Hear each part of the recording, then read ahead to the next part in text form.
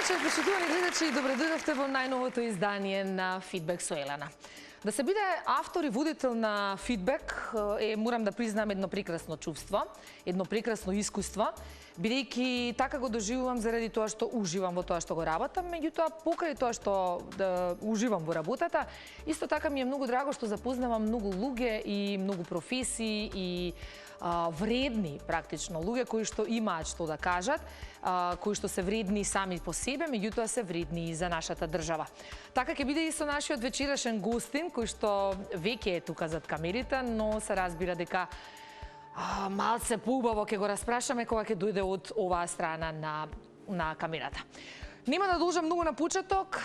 Вие останувате на Тилма телевизија, 19 часот и 15 минути е секогаш тајмингот на кој што треба да бидете на Тилма. Се надевам дека и оваа сабота ќе бидеме вашиот избор. Останете со нас.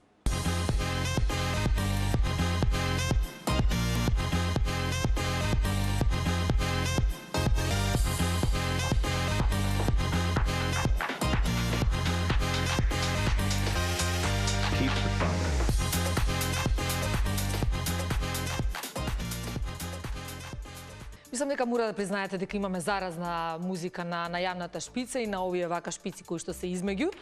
А од фотографиите кои што ги видовте, предпоставувам дека веќе знаете кој е мојот вечерашен гостин. Човек кој што од една страна нема потреба да го најавам, бидејќи го знаете, а од друга страна имам многу што да кажам за него. Станува збор за доктор Владимир Чадиковски. Човек кој што неговото второ јас е хуманост. Човек кој што предпоставувам дека не знам, има заработено милион детски насмевки на нивните родители, на нивните најблиски. Човек професионалец, успешен во тоа што го работи и во неговата струка и во приватниот живот, се разбира. Нема да должам многу, ќе го представам и ќе го повикам овде, со тоа што со него ќе ги разјасниме сите оние други работи кои што сакам да ги кажам. Доктор Владимир Чадиковски, повелете.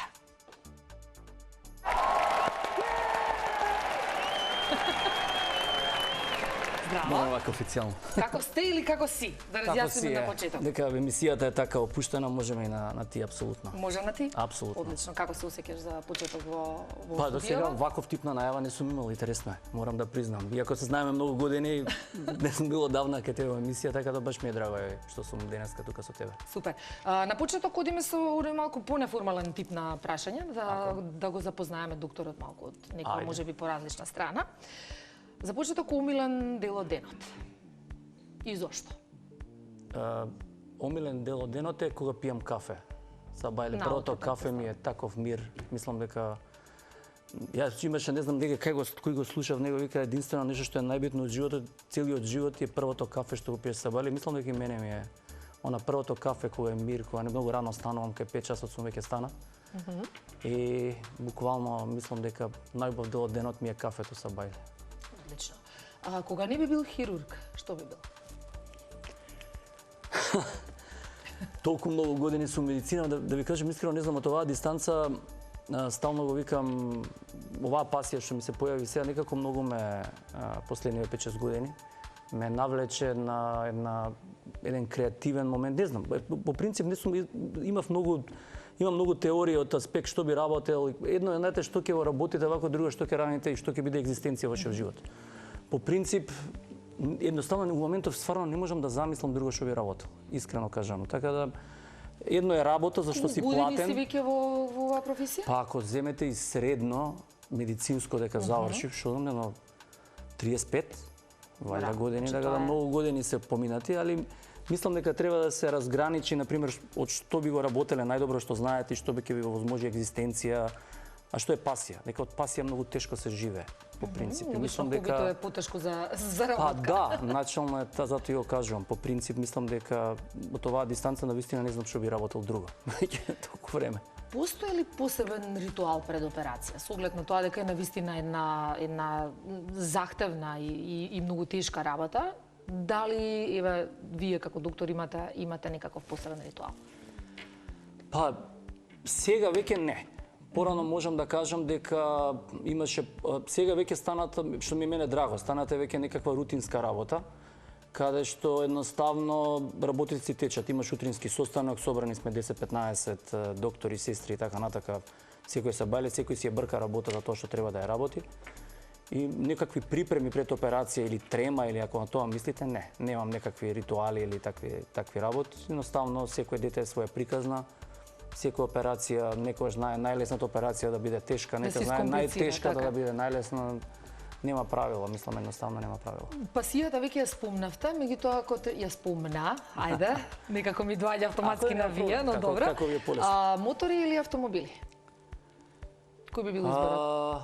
Па немам, мислам, моториве тотално се различни. Не можеш да ги споредиш воопште како моторите имаат еден посебен адреналин кој што го немаат колите. Колите имаат една друга приказна во себе, моторите едноставно кога ќе се качите на мотор имате адреналин во секоја можност, во секој момент. Така да не знам и двете, не можам да кажам кој е повеќе. Во Скопје дефинитивно да стопли нема подобра опција од мотор низ градов дека е хаос. Служувам, пошто е хаос. Да, олтајмерите се повеќе за надвор. Значи едноставно е така. Чувството надвор да го возите од Скопје е многу побаво него од Скопје да го возите. Знам дека си колекционер, меѓутоа ако треба да одбереш помеѓу BMW и Honda, што ќе биде изборот?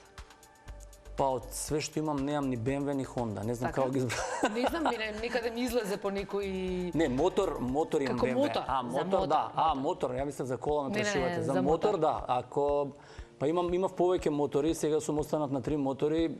И моторите има тоа е доброто за разлика од возилата. Моторите има различни типови на мотори. Има мотори што се за кафе, има мотори што за патување, има мотори спортски, туринг, има чопер, има некет, има скутери за низ град, доста функционални. Кој е омилениот?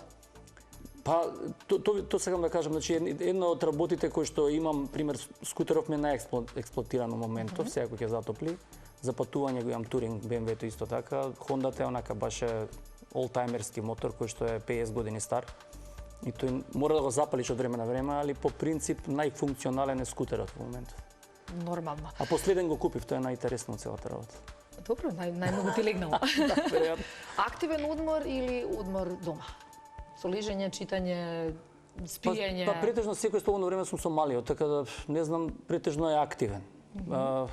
Едноставно дури вечер мислам се стабилизира тој ден. Гледам да биде активен, едноставно ми е имам желба да спортувам нешто, мислам не да спортувам некаков, не знам каков спорт, туку едноставно да искочи се движиш нешто ми фали во моментот. Порано некако бев поактивен, сега гледам некако ми паѓа тоа чувство на спорт и на такви работи. Сакам да го вратам тоа трчањето, мислам дека е баш добра ствар и планирањето. Тоа ми се онака два можам спорт и да ги кршам. Како би изгледала, бидејќи сме сабота вечер, како изгледа вашата омилена саботна вечер? Саботна вечер? Излегување со пријатели во град, гледање телевизија, ретко, журка или било како? Ретко, мислам веќе си у години некако све ми е поминато кој ќе дојдеш, јас стално викам 50, веќе има една друга перцепција добиваш. Најчесто сум дома. Сакаш да кажеш дека имаш веќе 50 години? Да, 50 не верувам. 52, 51 ќе пунам 52. Значи едноставно веќе некако ми е поминато тоа излегувањето и тие треба нешто да е организирано, театар, нешто таква варијанта, иначе по принцип гледам дома. Најчесто е дома. Немам нешто посебно. Јас сум човек без кој што кој што не може да живее без музика, реално. Станувам наутро, може би ти си со кафето, јас сум со кафето, меѓутоа обавезно е притисната музика некаде. Колку слушаш музика и каде? На кој начин? Дали е тоа во автомобил, дали додека... Да, во канцеларија нон-стоп свири, во возило исто така. Мислам, јас сум љубеник на музика, али секој што ме прашање типа кој тип на музика, едноставно не знам. Ја стално кога ќе ме прашаат кој тип на музика сакаш или слушаш, ја мислам дека све зависи од расположението. Не знам, немам нормално ако си на, не знам, на некаква журка слушаш таков тип на музика, ако си у кола слушаш друг тип нешто што не те нервира. Али стално има онако ќе се погоди песната некако од мислам дека од времето повеќе некако ми лепат. Треба нешто од нови песни да се не знам. Оплемени малце музиката. Да. Чадикс гараж или како се викаше најновата емисија на Телма? Класици, али по принцип беше многу интересно што се вика Heartbeats, Vintage Heartbeats е правилниот енглиски, ние пробавме да го преведеме. Иначе Пулсот на класиците. Пулсот на така беше. класиците во превод, тоа што беше стајано, бидејќи и на Телма или на YouTube.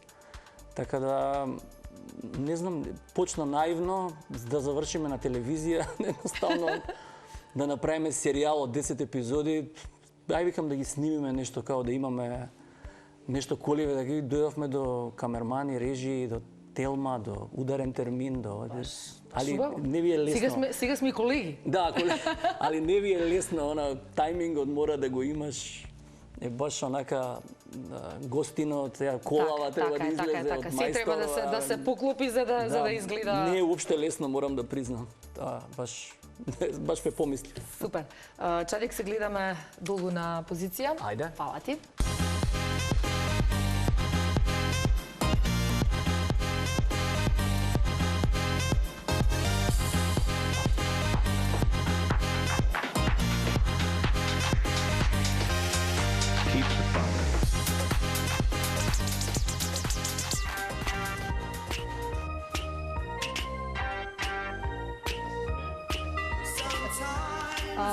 Некако ми се бендисува како ми стојат овие, види како аксесорис. Убаво ми стојат на врат. Одлично. Може на место ланче, замисли некоја нова оваква мода извадиме. Диџејска мода со слушалки околу врат. Треба некои уште поголеми, така да. А баш ми се допаѓа, не знам вас дали ви се свиѓа како ми стојат. Ајде, ќе ги извадам вака. Брик, јас и ти веќе си се познаваме подолго време, односно колку што траат емисиите, претходно си се запознавме. Јас многу често знам да кажам дека оние со кои што работиш, доколку ти оди добро работата, ти стануваат и фамилија. Така е. Па знаеме многу често да се слушнеме и на телефон, да си раскажеме нешто и слично. Никогаш не сум те прашала што значи да си добар диџеј, односно постои ли некаква дефиниција за тоа? Што треба да поседува, да. Конкретна дефиниција не постои. Диџеј за да биде добар. Основа е прво да имаш некое познавање на музика. Сега исто така е многу важна работа да имаш поголем избор на музика, по-широк диапазон. Така е. Некоја харизма би дошло, не би дошло. Мислам, сакам диџеи кои што комуницираат со публиката и кои што знаат онака и да дигнат раце и да се насмеат и да го изнудат тоа од оние што се долу на подиум. Да, не себично да даваш она позитивна енергија да шириш. За луѓето да ги расположиш. А тоа ти го имаш во изобилство и баш ми е драго. Фала многу. Кажи ми денеска што подготвивме, што ќе слушаме? Денеска... Дали ќе го погодиме докторот да видиме? Се надевам, 80-тите ќе ги пуштам денеска. Одговара, докторе? Апсолутно. Апсолутно. 80-тите, 90-тите... Добра декада. Да. Па има добри песни секако. Добро, ќе се видиме ние секако повторно. Подготово и прашање за докторот, бидејќи знаеш дека ќе ти поставам. Да, готово. Јас си одам се разбира како и секогаш на позиција до мојот вечерашен гостин. Искрено, уште еднаш добри дојде. Драго ми е што те имам овде во фидбек. Благодарам за поканата. Се договаравме малку подолго време, меѓутоа заради обврските и нормално да еве малку покасно договореното се видиме. Докторе, сега не знам како да ви се обраќам, Владимир. Може Чадик, еве. Чадик, може и со Чадик. Чадик, како и кога започна твојата приказна генерално со медицината и со доктор Луков, со оглед на тоа дека како што напомена и на почетокот, веќе долги години си во ова, меѓутоа како дојде жилбата да се студира медицина? Па, го имам неколку наврати кажано тоа, мислам сега стварно како проаѓаат годините веќе забораваш искрено кажано. Толку си у тој период кога си некако фативме различни периоди. Значи еден друг систем фатив, па после почне еден друг систем. И у тој период некако ако гледам од оваа дистанца дали пак би бил е прашање. Бидејќи гледам дека е еден мако трпен долг процес кој што си викаш, не знам, а од друга страна многу години се поминати, немаше некоја почетна, не знам, еуфорија, ја морам доктор да бидам, бидејќи татко и мајка ми не се доктори. И некако се најдов... Значи не е генетски. Па чичко имав кој што беше доктор, ако тоа земали, татко и мајка ми не се, моите се архитекти двајцата. И некако ја и брат ми влеговме у медицина,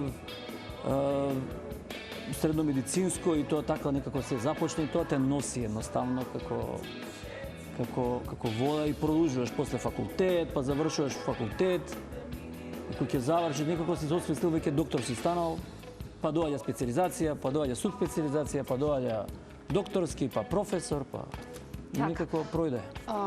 Многу интересно што покрај тоа да се биде доктор, претпоставувам дека е уште потешко да се биде хирург, дека е па уште потешко да се биде кардиохирург, особено на детска кардиохирургија. Како се носиш со товарот, со стресот на изведување на една операција, со стресот на сето на што се носи како опасност, како потенцијална, не знам. Јас стално викам, секој може да заврши медицина, ама да биде добар доктор е тешко. Тоа ми е некоја моја теорија, јас стално и го кажувам и имаме на моја теорија, кој седнувам со родители, кажам, јас живот не давам. Да може да давам живот, ќе беше лесно. Ние даваме шанса за живот. Значи, тоа е ја и цел мој тим кој што го работиме, тоа едноставно им даваме шанса на дете, но некад едноставно не искачаме победници и тогаш е по принцип најтешко. Стрес, како што ви напоменав и претходно, значи стрес од самата и вашава работа е стресна. Значи секој си има своја тежина, сите работи викам дека секој се справува со некаков тип на стрес. Нашата професија е таква да се работи за живот и смрти. Едноставно има друга една тежина, али од друга страна е работа кој работа. Која работиш секој ден, едноставно не го гледаш тоа како некој посебен стрес. Едноставно, пак кажувам, тоа што најмногу ве допира е тоа кога на крај нема да искочите победници. Тоа е нешто што те изместува. Да, претпоставувам. Среќа тоа не е многу, али од друга страна тоа се брои. Јас стално викам, како кардиохирургија, не само детска и адултна, ние сме единствената професија у цела медицина, кај што смртноста ја гледаш одма. И ние сме најчесто најмногу на тапет, кажува да речеме морталитет, вако морталитет, бидејќи вие на пример не знаете статистички колку починале од карцином на града, дека ти умира дома.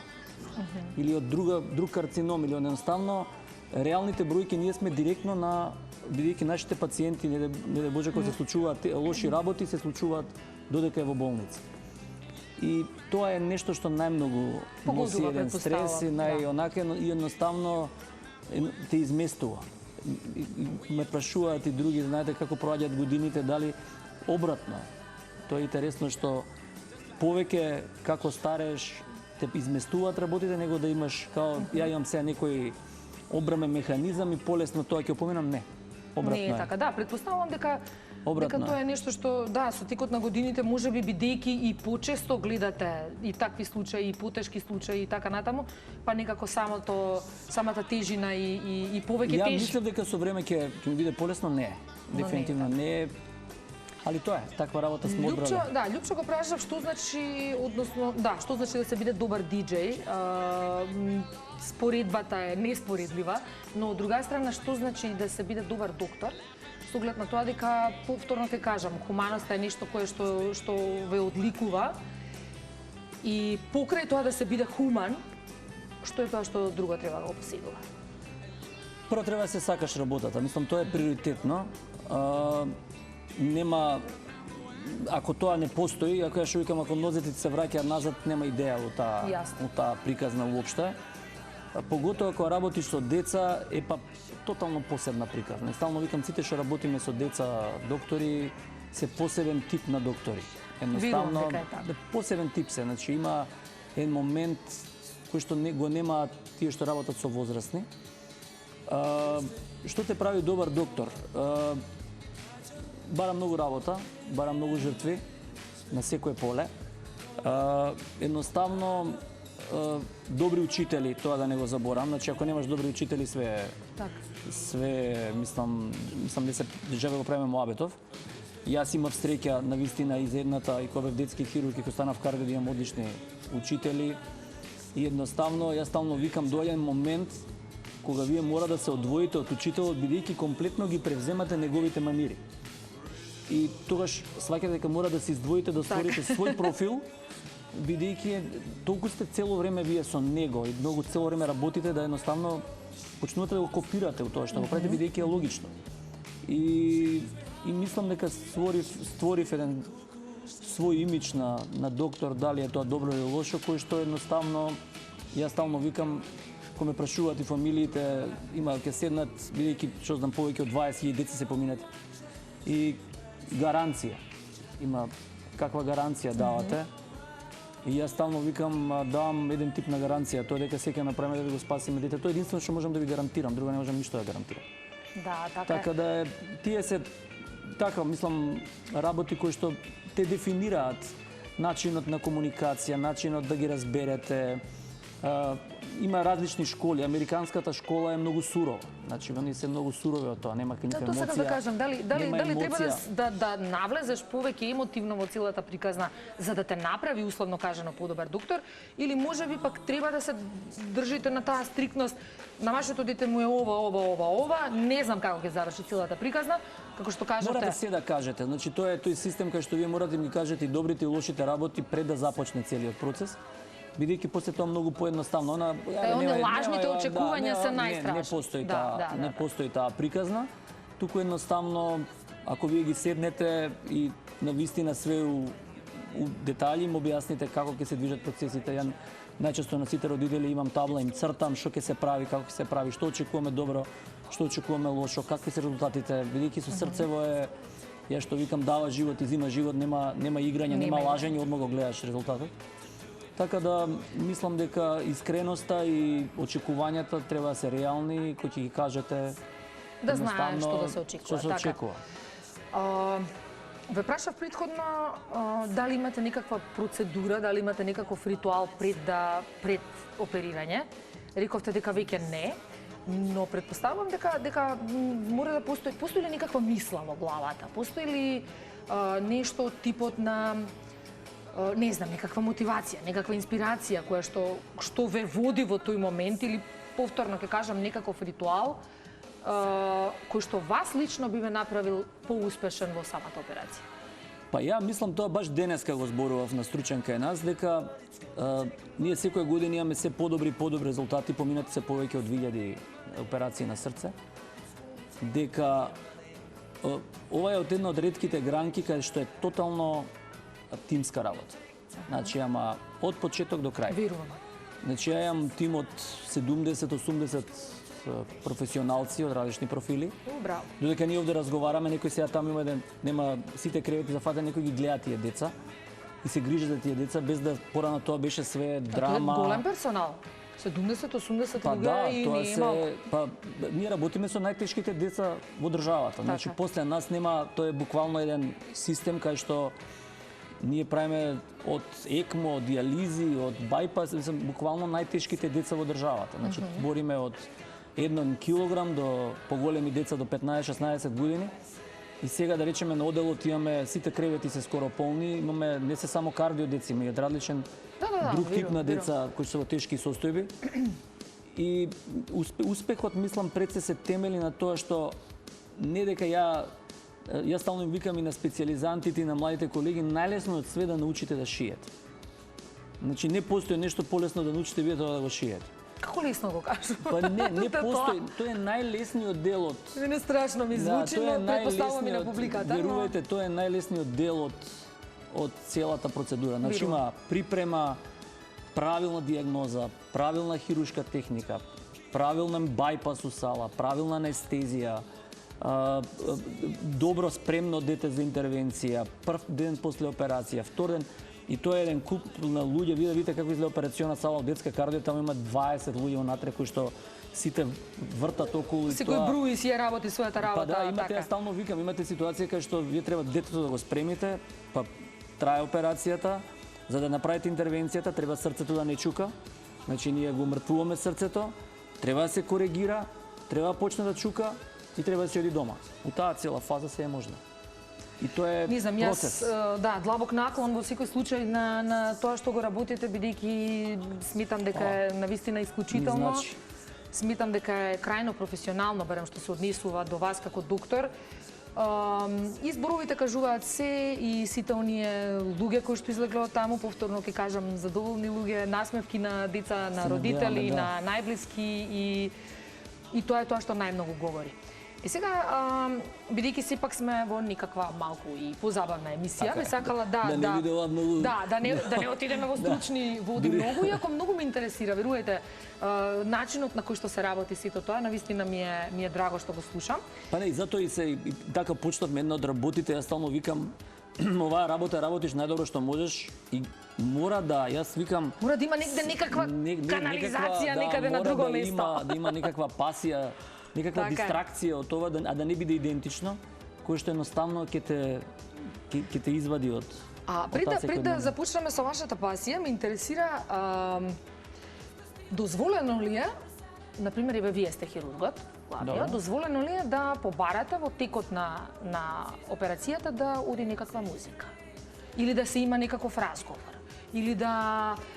цело време иде. Дали е возможно тоа? Не, цело време иде музика у сала, али има моменти, додека работите на си оди нон-стоп, не е тоа сега, со многу години веќе иде, тоа е кој што ви кажав и у канцеларија на Стручен, нон-стоп тивко позади иде музика, сакам едноставно, ми прија. Па смирува некогаш и... али има моменти, ако некако интересна работа се случува у сала, да речеме доста често, ако е малку погласна музиката од тоа што треба, а во исто време е поагресивна музиката од тоа што одговара, значи не е онака некој смут джез, нешто тивко да оди, туку станува по диско музика. И тоа почна да смета и викаш, окей, дај згасите музика, сега е битно овде, немој ме деконцентрира и се гаси све и тогаш се продолжува. Значи има и такви моменти. Али дека врти музика, врти цело време. Па супер. Ќе направиме мала кратка пауза со еден од вашите избори на музика за вечерва. Да, ми беше тешко, ми реков да изберем, која песна да ја изберем. Избравме две одлични номери, односно избравте. Која да ја пуштиме прва? Која сакам? Ајде Липи Сол, може прва? Ајде, може, тоа е една и од моите омилени песни меѓу другата. Ме погоди со таа песна, морам да признам. Баш ми е драго. Ќе го слушнеме Владко Стафановски, односно Липи Сол со Чувам ноќ од будних.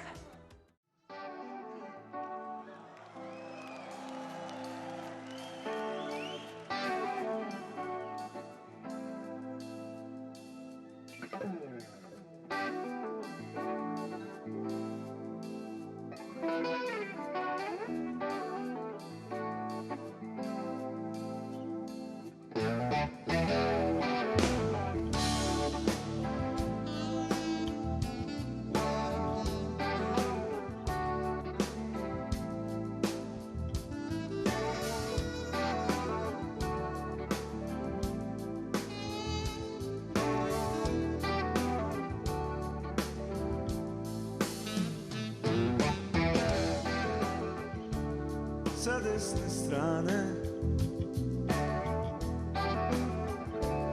noćas nema te, a znaš da je krevet veći bez tebe. Postelja čuva tvoj miris i stvari po sobi smeju mi se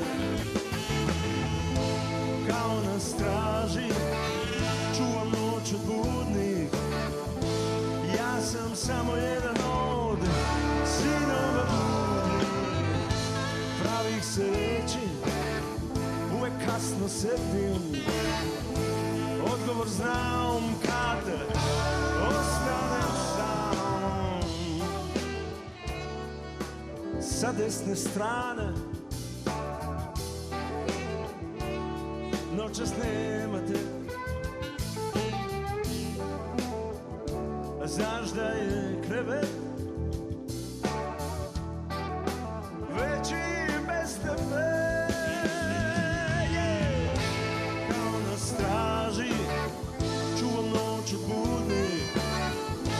Ja sam samo jedan od sinova budnih, pravih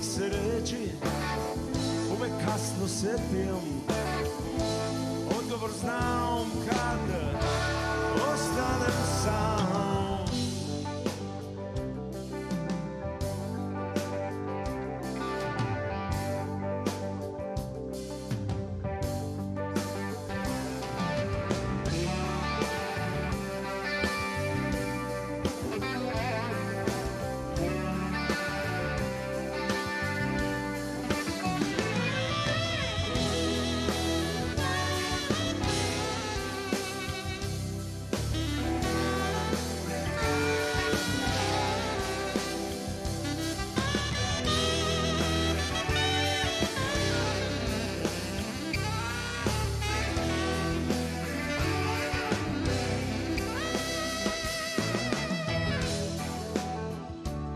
I šta posle svega? Isto pitanje. Da li me opet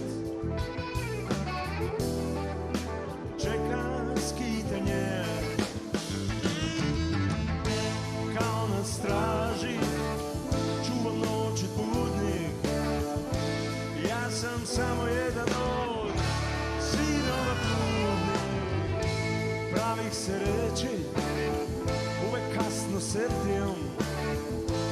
Odgovor znam kad ostanem sam. Kao na straži čuvam noć od budnih. Ja sam samo jedan od sinova bludnih. Pravih se reči uvek kasno setim. Odgovor znam kada ostanem sam. Kao na straži čuvam noć od budnih. Ja sam samo jedan od sinova bludnih. Pravih se reči uvek kasno setim. Odgovor znam kada ostanem sam.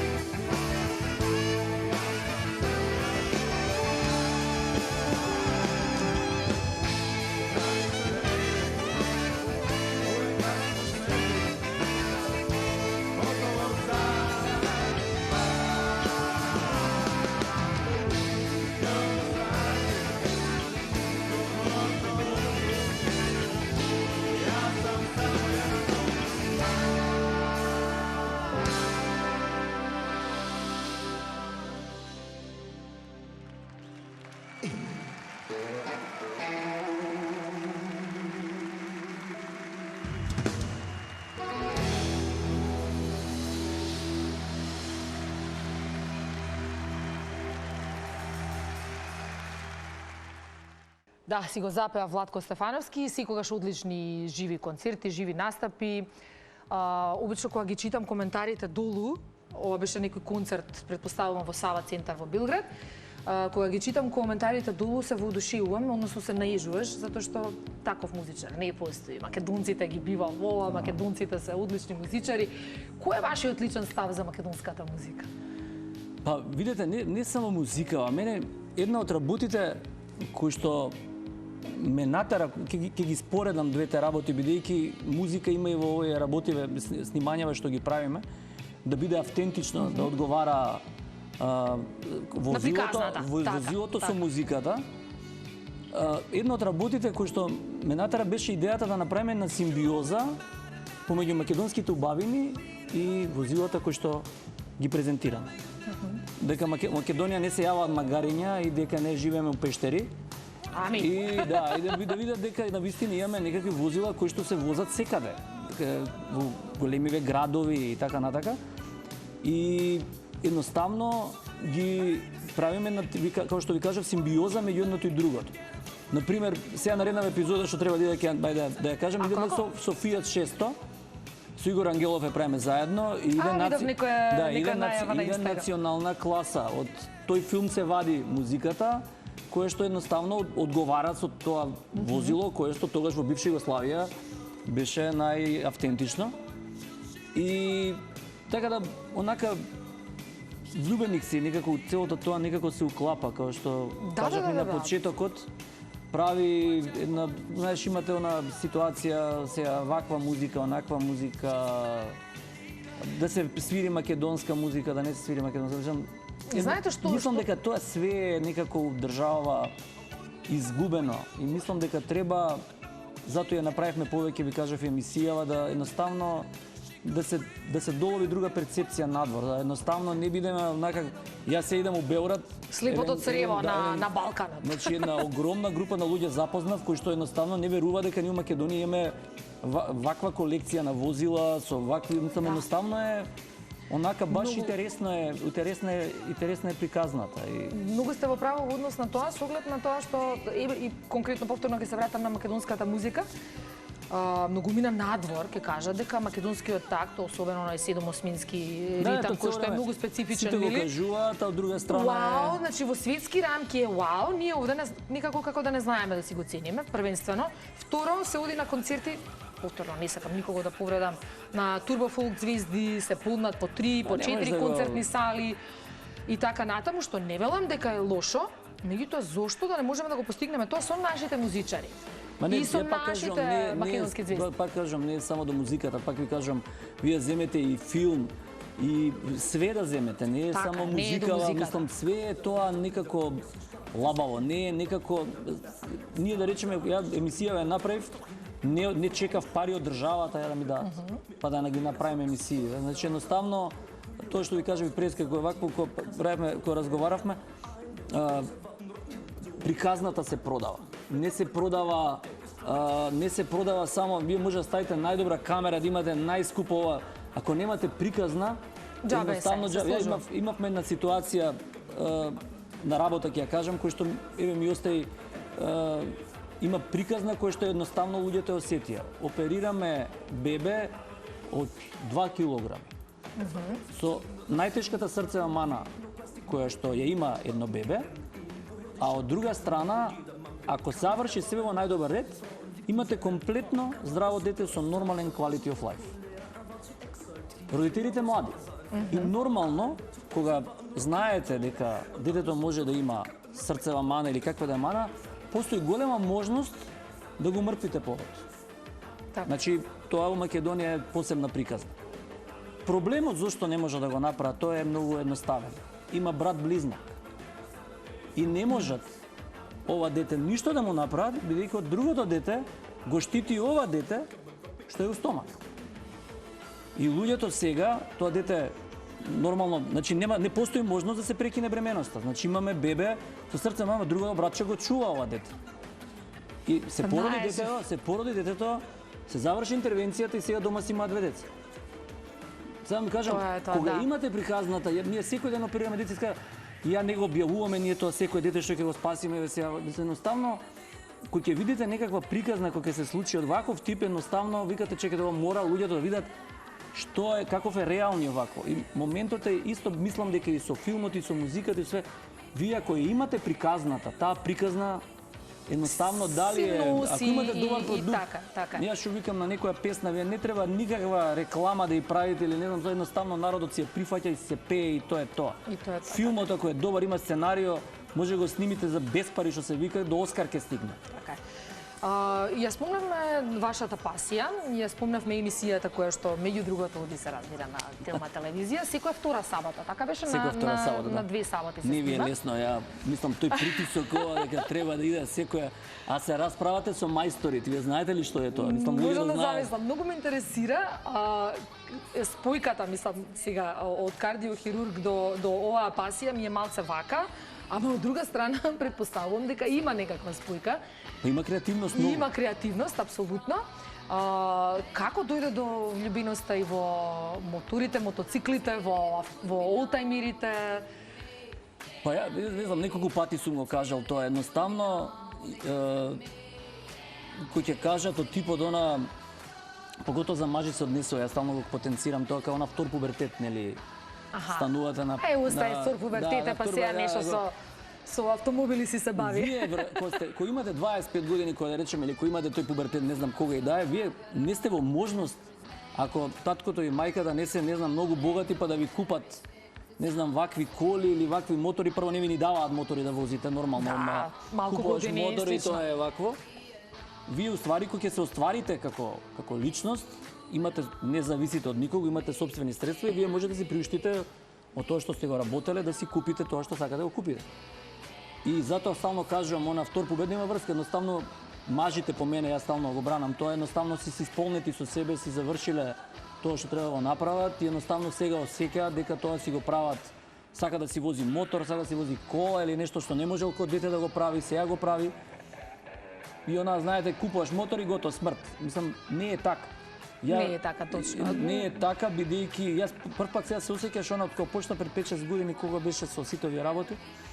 Има овде луѓе кои што се со години, мислам, и моторџи, и со олтајмер и све, јас сум буквално онака што викам упелени за нив.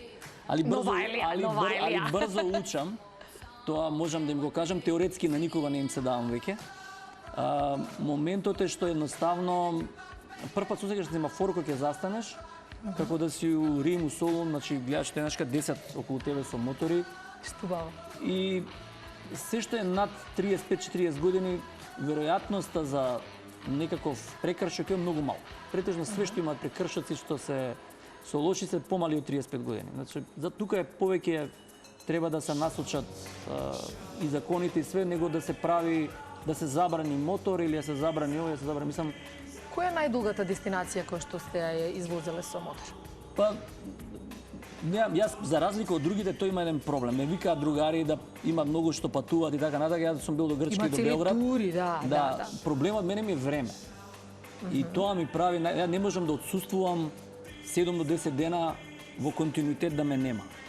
Значи околу 5-6 дена е максимум кај што ја можам да отсуствувам од работа, бидејќи таква ми е работата. Ја можам да одам 10 пати по 5 дена што се викам, а не можам у континуитет да ме нема 15 дена. Да ме нема, така. Бидејќи се раѓаат бебиња, едноставно не можете да отсуствувате толку. Али тоа ми е желба, например, еден ден кој ќе се стише или кој ќе имам поголеми, не знам, заменици кои што ја знаат работат и така натаму, едноставно стварно имам желба да се пуштам, а не е од аспект дека не сакам, тука едноставно не можам. Тоа е главен така, проблем. Чадекс Гараж е исто така една интересна платформа на YouTube, би рекла. На YouTube, да, на YouTube е... На YouTube, каде што има баги, голем број на следбеници, од тоа што можев да видам. Многу интересно и онака баш гледлив материјал, па дури за оние кои што не се разбираат толку ниту во автомобилизмот, ниту во мотоциклизмот. Интересно. Па да, тоа почнавме така, некако почна спонтано, најбе со телефони да се снимаме, па и телефони, па дојавме до камермани, па од камермани дојавме до режија. И еве сте на Телма сега. Мак Петрол, па идеме сега на Телма, национално, па на секој две, вика на секоја недела, не можеме да стигнеме, викам со колија. И некако, не знам, ќе направам серијал од 10 епизоди, некако си викам ова ќе остане секојаш така. Едно многу пријатно чувство кое што е сосема различно од тоа што го работам. И кумови сме со Дејан Дуковски, он ми помогна на првите сценарија, морам да признам. Да не исклучи дека ја ги правам текстовите. Он беше на првите малку така со Дејан ме насочи кој правец да ги носиме, како да бидат напишани тие текстови, бидејќи мора да имате некакво сценарио, не е само да го земете аутото, да го сликате и така да и имаме гости прекрасни, мислам онака пробувам да најам некакви култни ликови кои што одговараат за тие емисии. Така, мислам дека YouTube е посебна приказна. Мислам тоа е една пробувам, се сметам за релативно интелигентен, али се уште не можам да навлезам на кој начин функционира, иако има доста следбеници и сите тие работи. Има работи кои што едноставно не ви се логични, а од друга страна се гледливи. Се случуваат и се гледливи, тука се, така. И така, на мене тоа е повеќе за надвор тоа, и така, гледам, имаме доста реакции, доста се гледани. Интересно е. Не знам, докторе, што да кажам, мислам, успешен, како што кажав, на секое поле. Овде ќе направиме една мала кратка пауза да го прашаме нашиот диџеј Брик, односно Љупчо, дали му има подготвено прашање на докторот? Ова ми се најтешки прашања сега. Дај нешто. Ипак сме колеги, дај ма да се прашаме стоматологија нешто. Најтешкото те молам. Боле стоматологија прашање. Не, ај ќе прашам вака полесно прашање. Ајде нешто најлесно. Еве се зборевме за декадиве музички. Еве која ви омилена музичка декада? После ќе ја А, прашам не може нешто лесно друго. е. Уште едно треба. Моја Мисли уште декада, едно, па добро. не знам, па пак мислам дека оној период од кој што го фативте на почетоков. Не знам, тогаш ме потсеќа, веројатно музикава и интересна работа е те потсеќа на период кога си нема многу проблеми, кога не бава многу. Да. И веројатно затоа и ги сакам тоа, бидејќи тогаш беше стварно онака, ја Поздраво фатив оној време. период Југославија и Македонија како самостална држава и така натака, да живееме сега во оваа држава. И мислам дека, бидејќи така е генерација моја, мислам така се погоди, и мислам дека оној период кога ги фаќате 70-80 тие години, навистина беше... Тогаш се нарачуваше, немаше како сега отвори, добиваш музика одма, тоа... Сега се инстант музика. Чекаш, па ова, па снимаш, па касети, па брзо снимање, па ставаш натре, па... А дали ви тикнува двата дека кога да ќе снимаат. одеше реклама на некој радио и ти се уништуваше песната, а ти чекаш да ја снимиш песната, Видиш па во оди дабл некоја дек, се реклама. дабл декови, па притискаш, па ова снима, ова, па бавно снима, па брзо снима, па... Ти дека Sony ги памтам уште касетите. Ја ти ги знам, те дека со ми ги Maxwell? памтам. Да, гледаш? Имам дури Имаш уште едно заборавено. прашање? Имам, да. Ајде. Ајде, Имам едно као или. Ајде. U2 или The Police? А, Кога сме кај тој период? ова Пази, само- пази сега што одговараш. Музиката многу говори за човекот. Па- Иако двата се Па добри. повише, бенда. па повише YouTube. YouTube ој? Повише бидејќи се уште постојате. Тука се, да. Уште едно. Депеш Мод или Дюран Дюран? Леле, пази. Па не, Пази. стварно и двете се... Не, од нив две не можам да одлучам, искрено. Исто јас за тоа Не, ја не Јас прашам. можам да јас сум за Депеш Мод. Што знам, и двете ми се... Ева и Марина. Не можам, некако ми се... Не, тоа стварно не можам да ти одговорам. Мислам дека ми е... Да. Добро, вие Дуран беа Тежок избор. New Wave, малце New Romantic, а Депеш Мод беа малце по-хардкор. Малце. По-електронски малце. По-електронски. Да. Ама Ама не ја знам, гледам двете дека си сум имаат по-електроника своја за цело време. Тоа Не, е. а се ти ги взимаш оние групи на сите времиња. Мислам да ги ставиш направиш топ 10 и во 4 што ги кажеш. Да, Мислам, тоа е. така е. Ајде, кога сме веќе фала кај многу. музиката, ќе направиме уште една кратка пауза со уште еден избор на нашиот доктор. Станува збор за меморија Да. и Оган под звездите, режија можа.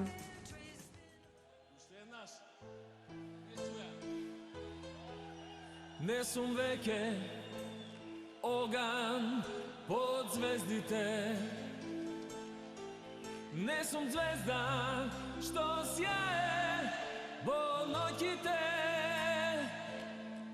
Во овој час чувствувам еден бел конј умира на градите на некоја планина. Мојот дом од името далекуе. Пуштете ме да ја видам светлината. Сонцата денес силно нека света. И птиците, македонците, да се вратат на југ. Не барајте вино, испиено единствено што можам е да излезам со вас на парадите. Не барајте вино, испиено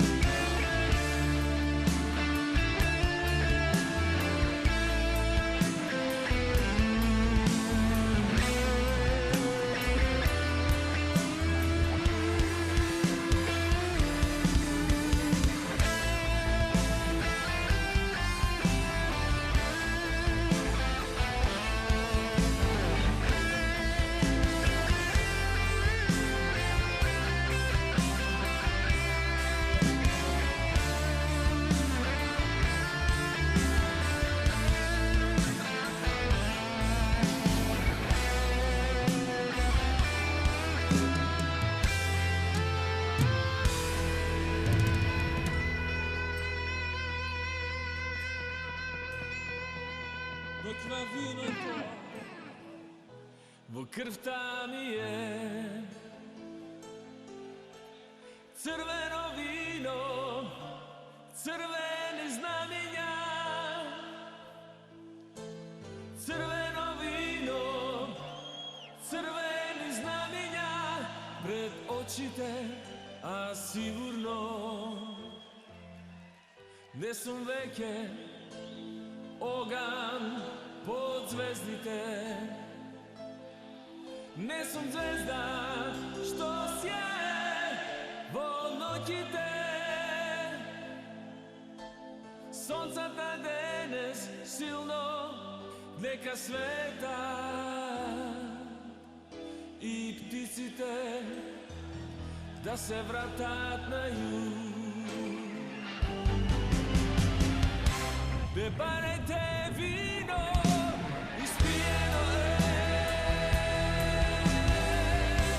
Единствено што можам е да излезам со вас на парадите. Не барете вино, испиено е. Единствено што можам е да излезам со вас на парадите.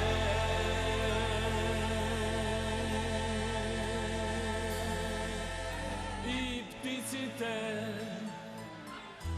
да се вратат на југ.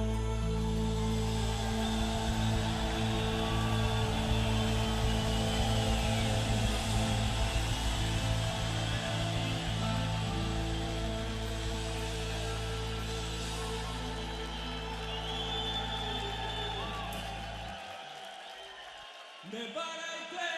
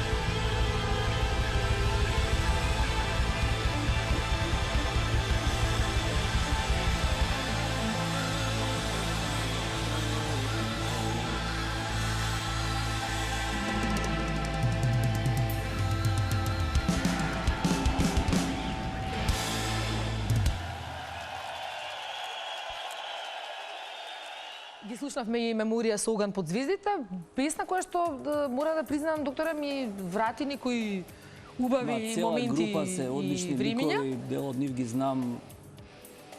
Мислам дека по мене е онака топ 3 групи у Добри се, Македонија добри на се, сите времиња.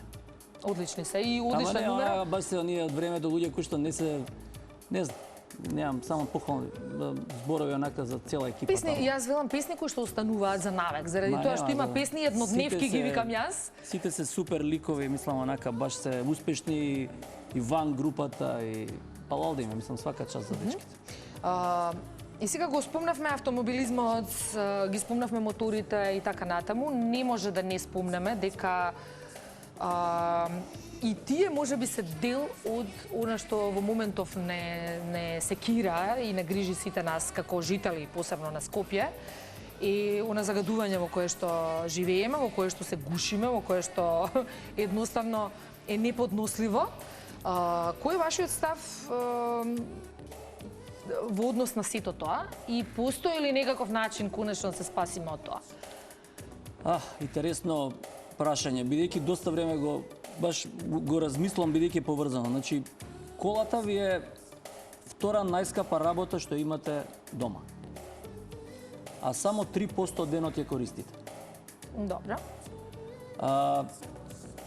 Принципот на газ, на бензин, на дизел, нешто и да, и на струја, е менување само на енергијата на движење. Значи едното се движи на еден начин, значи ништо реално не е сменето.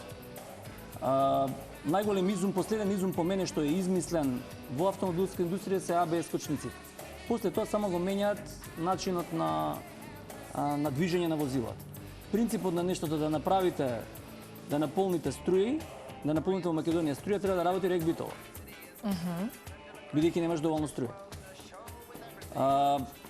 Моментот што стално го потенцираме, вие што имате, да речеме, можете да ги електрифицирате возилата, не можете да електрифицирате камиони, не можете да електрифицирате бродови и не можете да електрифицирате авиони. Така. Тие се најголемите загадувачи. И принципот на нештото што може да направите, пример, олтајмерите, ние ги возиш надвор од Скопје. Тие од проста причина, прво што може некој да ве удри, не сакајки или не знам како и да е, и да ви направи поголема штета, бидејќи не може да го реставрирате после. И тоа си искачи и го водиш надвор. Принципот на нештото е што вие можете да електрифицирате такси и автобуси, а возилата како возила се релативно скапи, за да може да го користите само за оград. Да земете електрично возило и го користите само за оград. Значи, излегува дека се најмали загадувачи. Возилата се, видите, го сменија цела технологија, сменија Европска унија, сега тоа го пролонгира за електрификација на возилава, бидејќи едноставно не можеш да го стигнеш како процес. Али пак кажувам дека треба да се стави некакво ограничување. Скопје веќе, мислам, невозможно да се вози, ама тоа не е пак до возилава колку што е урбанистички, оно веќе толку обседнато да вие не можете, секој има по 4 возила, секој има, не е само до возилото како возило. Мислам дека мора да се електрифицираат овие автобусите, да се електрифицираат такси службите, бар нешто да се растарети возењето, дека ако јас имам добра такси служба или имам добар автобус, зашто би се возел со возило? Не ми треба. И да речеме ова што го прави, сега што го прави Мате Римац во Загреб со овие возилава што се без шофер, што се без пилотни возила, како да ги крстам, тоа е иднината. Бидејќи 70-80% на истражување во Европа, луѓето сакаат да дојдат од точка А до точка Б без никаква емоција спрема возилото. Само 20% од луѓето сакаат возила. Како возило сакам да го возам. Тие сакаат да се качите у возило, да те однесе до Телма, да се вратиш дома, да не чекаш 5 минути, да немаш кварови, да немаш сервис, да не инвестираш пари во возилото. Мислам дека перспективно во однос на возилата збораме тоа, а иначе дека нешто ќе сменат струјата на возило, лично јас моје мислење, мислам дека нема. Нема до каде ќе возам ја. Вие имате една бензинска пумпа, имате брза у Гевгелија. И сега ако има 3 коли пред мене, а 20 минути треба да полниш 80% од батеријата, ќе чекаш 3 дена на пунач. Значи, мислам дека или е рано, не знам, може ќе покаже времето, али во овој момент мислам дека се уште сме далеку од да се насочиме, мора возилата, мислам има многу поголеми загадувачи у Скопје него што се возилата. Се служувам.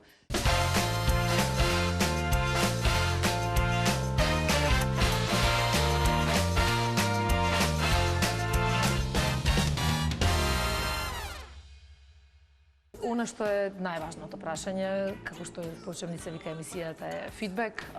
Кој е вашиот фидбек од вашата работа, од вашето создавање, креирање и така натаму?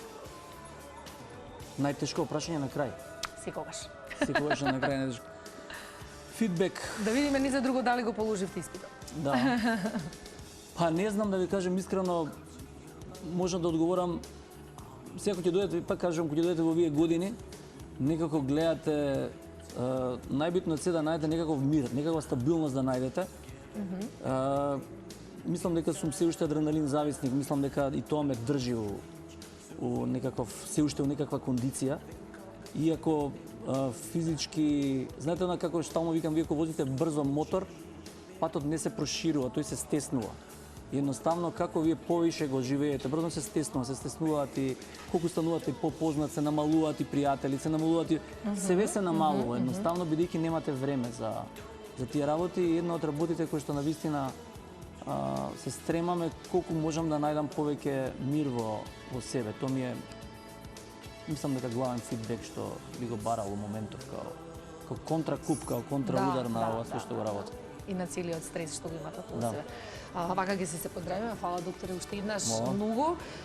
Ви посакувам и понатаму уште многу успешни операции, уште многу успешни емисии Фала.